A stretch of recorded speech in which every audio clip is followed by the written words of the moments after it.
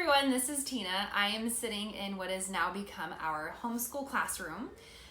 Here in Texas, we are not doing super great with our COVID numbers, so a lot of us are having to make the decision whether we are sending our kiddos back to school or if we're going to do an in-home learning setting. So what I wanted to do is I wanted to show you what we have going on here at our house and how we've set up a room that we're going to be using as our homeschool classroom. And so I'm just going to show you around, give you a few tips that we found helpful, and hopefully that'll help you also. So one of the first things that I did whenever I realized that doing homeschooling / virtual learning might be a real thing happening for our family is I ordered desks. So each of our children has their own desk, and that gives them a workspace of their own, somewhere to store their own materials in. What I love about these desks is they're just like the ones you see in your classroom at school. So they have storage inside, which is great. So I have one for my son Owen, who's going to be in 2nd grade. I have one for my daughter Harper, who's going to be in kindergarten, and then one for my son Charlie, who is doing preschool. So these were super handy. I ordered them off Amazon. There's lots of different sites that you can find desks on, but if you want to come around here, you can see the insides of the desk, which is nice, and they each have their own little chair. And on the backs of their chairs, they have these cute little holders where you can have a pocket to put extra supplies in also. So each kid has their own designated workspace. That's their area for keeping track of their stuff and keeping a little bit organized. One other thing that we've done over here is each of my kids has their own cubby, an area for extra storage. If there's stuff that they're working on that doesn't fit inside their desk, they can come on over here, and they have their own cubby also. Now these shelves you can find on Amazon. They are great because you can form them in different shapes to whatever fits your area's needs. So Owen has his right here with all his workbooks, Harper has hers, and then Charlie has his over here. And then the rest of the space we use for extra storage. We have math manipulatives, our letter blocks, great for storing lots of stuff. So, all right, this wall right here is where the magic happens. So if you are going to be homeschooling preschool or kindergarten, one thing I recommend that you get is a calendar. When I taught kindergarten at school, we did calendar every single day, and that's something that you should probably also be doing with your child as well. So over here is our calendar. We go over the days of the week, months of the year. We read the calendar every day, practice counting. You can get one of these on Amazon for about 20 bucks also. Highly recommend getting one of those.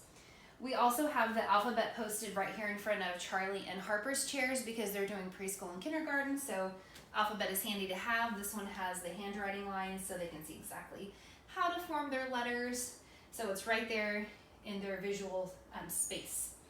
This right over here is our word wall, and it has our high frequency sight words. So over here we have all the A's, the B's, the C's. So whenever our kiddos are doing their writing and maybe they forget to how to spell a word or need help writing it, they can look up here, and there it is, their high frequency words. Another thing that I love that I got off Amazon is a teacher cart. This thing's about 50 bucks.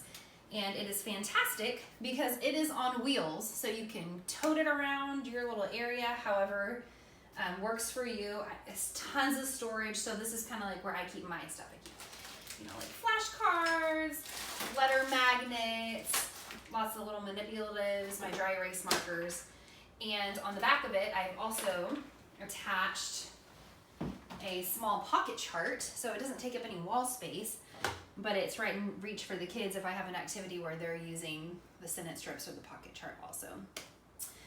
This right here is a tabletop dry erase board easel, which I love because it's easy to move around. So whatever I'm working on with one of my kiddos, I can easily move it around to whatever area I'm working in, and it's magnetic. So like with Charlie, we've been working on forming his name, and so there's just lots of different things that you can do with this. And then also, like, if you can do one side for one kid and flip it around, and then show your other child who's on a different grade level what they're working on. So this is also on Amazon, probably for like 20 bucks.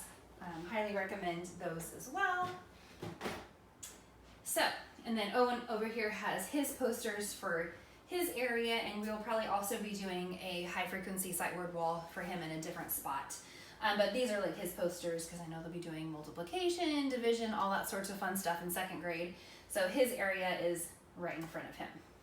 We have a computer station in the back of the room, which is probably going to get a lot of use since we are doing virtual learning. So we have that set up in the same area, but a little bit separate. So we're not always on the computer. We're doing hands-on stuff too. Okay, so over here in this area, we have our classroom library. As a teacher, I loved having kids' books, and I hoarded them and I kept them. So I still have a good amount of books, which we've organized. We have chapter books in this area near Owen's spot. And then we just have some more fun books over here. This shelf part of our library is where they're a little more organized.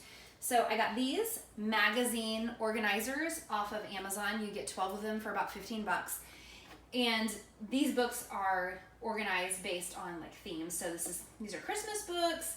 We have fairy tale books. We have a science section, math books. And we have a system because if your kids are anything like mine, they take stuff out and then it never gets put back where it's supposed to go. So to solve that problem, what we've done is we have paint sticks that I keep right over here in our little calendar pocket chart. Each kid gets 3 sticks, so they can check out 3 books at a time. They all have their name on them and a easily identifiable symbol.